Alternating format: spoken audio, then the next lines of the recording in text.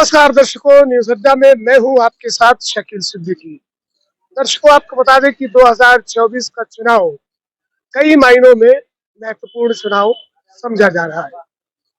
उत्तर प्रदेश की 80 सीटों के लिए एक तरफ एनडीए और दूसरी तरफ इंडिया गठबंधन अपनी पूरी ताकत झोंके, लेकिन यहाँ पर सवाल खड़ा होता है समाजवादी पार्टी के प्रमुख अखिलेश यादव की नीतियों का। अखिलेश यादव की जिस तरह से नीतियां रही हैं, उसे लेकर कार्यकर्ताओं में काफी रोष भी देखा जा रहा है।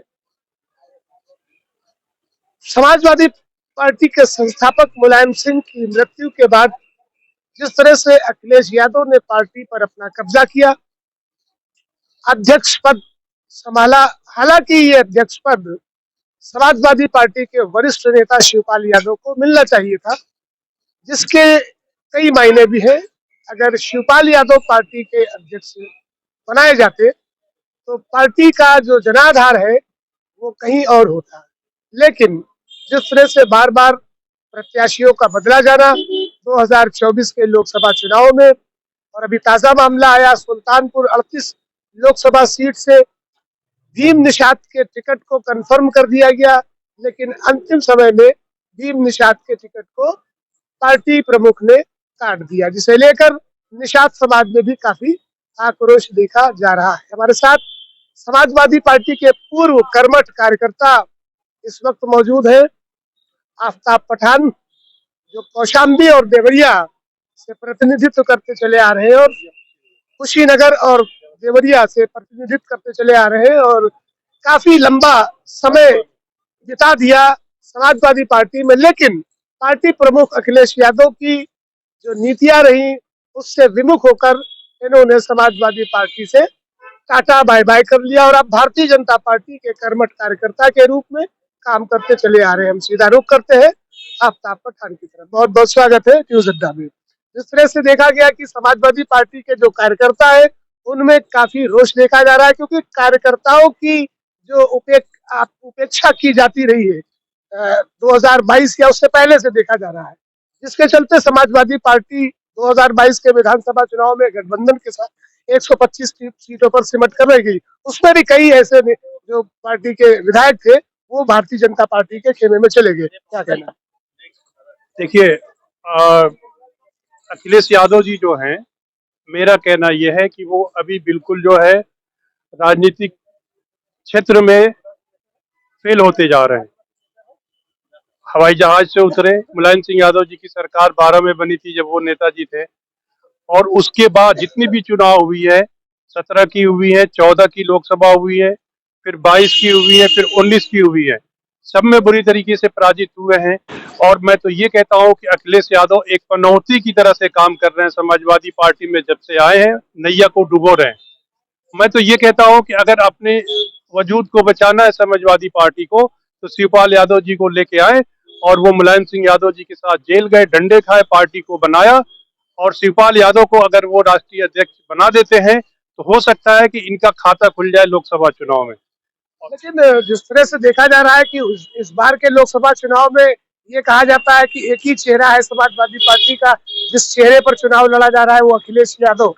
पीडीए का नारा भी दिया जा रहा है और शिवपाल यादव को जो जिम्मेदारी दी गई है उसका निर्वहन शिवपाल यादव भी करते नजर आ रहे हैं। हालांकि इस बार शिवपाल यादव ने अपने बेटे को चुनाव मैदान में उतारा है।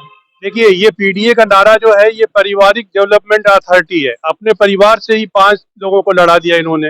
अगर वाकई में ये चाहते तो ओबीसी के अन्य समुदाय के लोग जो है उनको चुनाव लड़ाते। ये अपने बीवी को लड़ा रहे हैं, डिम्पल यादव जी को, खुद लड़ रहे हैं कन्नौज से, अपने भाई को लड़ा रहे हैं आजमगढ़ से, शिवपाल यादव जी के बेटे को लड़ा रहे हैं बदायूं से, और राम गोपाल यादव जी के बेटे को लड़ा रहे हैं। तो अब की बार ये जो इन्होंने ओबीसी समुदाय को धोखा दिया है, इन्होंने 55% ओबीसी में से सिर्फ 9% यादवों का भला की सोचते हैं, तो ये सफल होने वाले नहीं है। हमको तो ये लगता है सिर्फ कहीं एक सीट अगर मिल जाए समाजवादी को तो वही बहुत है। लेकिन अखिलेश यादव तो बार बार ये कह रहे हैं अब की बार 400 पार का जो नारा प्रधानमंत्री दे रहे हैं, इस बार 400 हार होगी। जिस तरह से एक आत्मविश्वास के साथ वो बात करते हैं कि इस बार पीडीए एनडीए को हराएगा। कैसे वो संभव हो सकता है? जमीन पे वो जब उतरेंगे तो वन मैन आर्मी हमारे यहाँ भारतीय जनता पार्टी में आप देख लीजिए संगठन काम करती है। वहां पे कोई संगठन नहीं है। यहाँ पे हर आदमी सक्षम है, कार्यकर्ता जमीनी लेवल से लेके ऊपर तक, जो भारतीय जनता पार्टी की नीतियों, माननीय प्रधानमंत्री अमित शाह जी और माननीय जो है इन लोगों के नीतियों पे काम कर रही है, तो उससे तो हमको लगता है कि समाजवादी पार्टी इनके सामने कहीं टिक नहीं रही है। ये सिर्फ जो है एसी में बैठ के काम करते हैं। और अभी देखा जाए तो ये दो लड़कों की जोड़ी है। और ये जितने भी वरिष्ठ नेता हैं समाजवादी पार्टी में, आप देख लीजिए कहीं दिखते हैं? आप उठा के देखिए, पार्टी कार्यालय चले जाइए, कोई नहीं दिखता। क्यों? क्योंकि ये सम्मान नहीं देते हैं अपने नेताओं को। जो अपने बड़े उम्र में बड़े नेताओं को सम्मान नहीं देगा तो वो कहां से पार्टी को चला पाएगा? अखिलेश यादव जो है, सिर्फ राजनीतिक सूझबूझ न होने की वजह से करोड़ों कार्यकर्ता जो समाजवादी पार्टी के थे, उनका राजनीतिक हत्या कर दिया है अखिलेश यादव ने।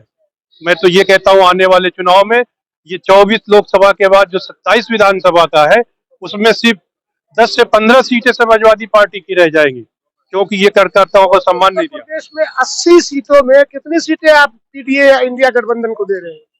मात्र 5 सीटों में सिमट जाएगी।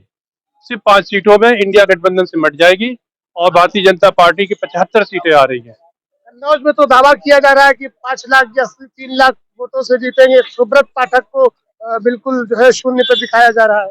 सुब्रत पाठक जी बीच में रहे, याद होगा डिम्पल यादव जी को हराने वाले वही हैं। अब की बार अखिलेश यादव जी आए, इनको भी पता चल जाएगा क्या इनकी औकात है। हमको तो नहीं लग रहा ये अखिलेश यादव जी जीत जाएंगे। और इनका देख लीजिए, ये चुनाव लड़ते हैं विधानसभा का, फिर लोकसभा का, फिर विधानसभा का, फिर लोकसभा का। क्या मामला है?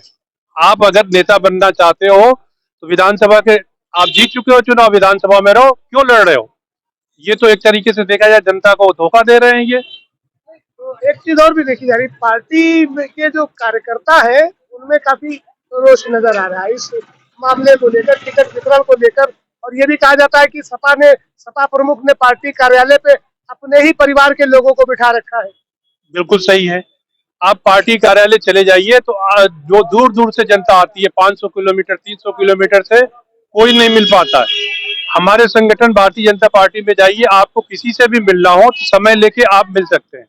इवन अगर आप प्रधानमंत्री जी से मिलना चाहते हैं, आप अमित शाह जी से मिलना चाहते हैं, आप प्रदेश अध्यक्ष भूपेंद्र चौधरी जी से मिलना चाहते हैं, सबसे आपको टाइम मांगिए मिल जाएगा। लेकिन वहां पे कोई सिस्टम नहीं है। ऐसा नहीं लगता है कि आप पार्टी में जाते हैं, कार्यालय में जाते हैं, अखिलेश यादव जी रहते हैं वहां पे, गुंडों की फौज चल रही है उनके साथ, चाहे विधायक हो चाहे एमपी हो, उनको धक्का दे के गिरा दिया जाता है।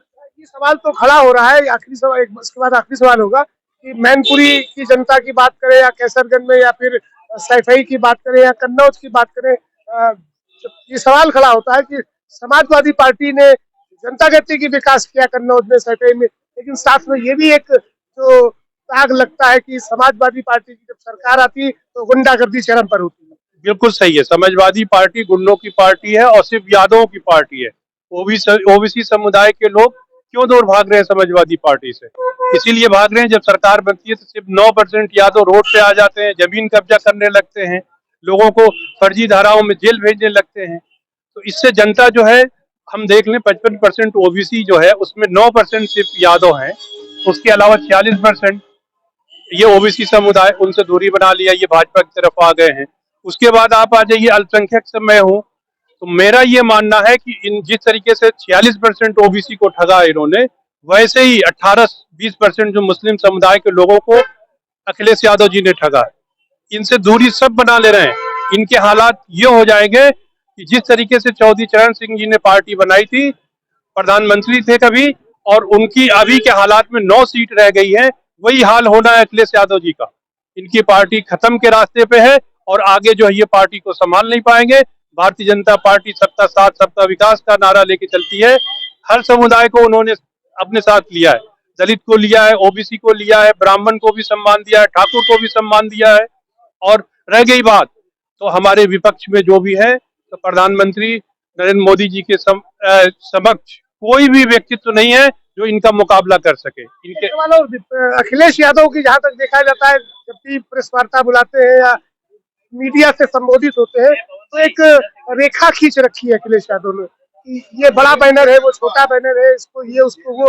और यहाँ तक कि जो सोशल मीडिया पे आजकल जो क्योंकि ज्यादातर पत्रकार यूट्यूब के जरिए ही पहुंच रहे हैं और मोबाइल से ही उसका कवरेज करते हैं, तो उनको वरीयता नहीं देते और उन पर आरोप लगाते हैं कि जो सोशल मीडिया के पत्रकार है वो समाजवादी पार्टी की बुराई करने के लिए वहां पहुंचते हैं। यही तो बात, यही मैं कहना चाहता हूँ कि उन्होंने किसी को सम्मान नहीं दिया, पत्रकारों को नहीं दिया, वरिष्ठ जो कवि थे उनको नहीं दिया।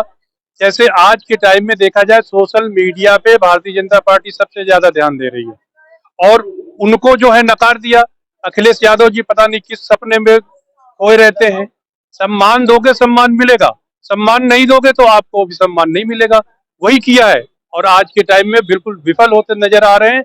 आने वाले टाइम में वो समाजवादी पार्टी जो मुलायम सिंह यादव जी की हुआ करती थी, वो उसको बिल्कुल जो अर्श पे थी उसको उन्होंने फर्श पे ला दिया है और समाजवादी पार्टी की नैया जो है डूब रही है और उस नैया में जो सवार है उसको भी डुबोने का काम करेंगे अखिलेश यादव। 2017 में समाजवादी पार्टी ने कांग्रेस से गठबंधन किया और तब भी सवाल खड़े हुए थे कि दो लड़के उत्तर प्रदेश में जो है भारतीय जनता पार्टी से मुकाबला करें। इस बार फिर समाजवादी पार्टी का इंडिया गठबंधन से अलायंस है और कांग्रेस के साथ मिलकर लड़ रहे हैं।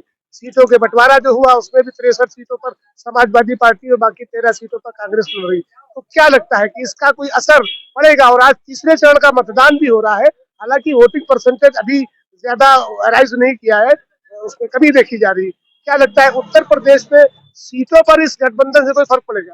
देखिए 2017 में जो नारा दिया था उन्होंने, दोनों लड़कों ने मिलके, तो सिर्फ और सिर्फ 47 सीटें समाजवादी पार्टी की आई थी, कांग्रेस की 6 सीटें आई थी। मैं तो ये कहता हूं कि ये दोनों जोड़ी जो है एयर कंडीशन में बैठ के राजनीति करते हैं। जनता के समस्याओं से कोई लेना देना नहीं है इनका।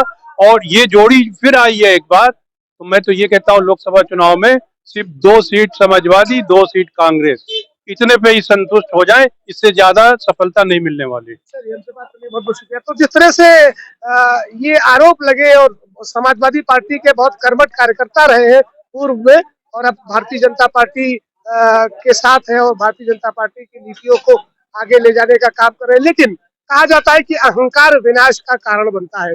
और जिस तरह से समाजवादी पार्टी प्रमुख अखिलेश यादव की बातों में, उनके बॉडी लैंग्वेज में अहंकार झलकता है, तो कहीं ना कहीं इस अहंकार का खामियाजा इस बार 2024 के लोकसभा चुनाव में इंडिया गठबंधन को जरूर मिलता दिखाई दे रहा है, क्योंकि अहंकार किसी को भी पसंद नहीं है, ना जनता को और ना ही मीडिया के लोगों को।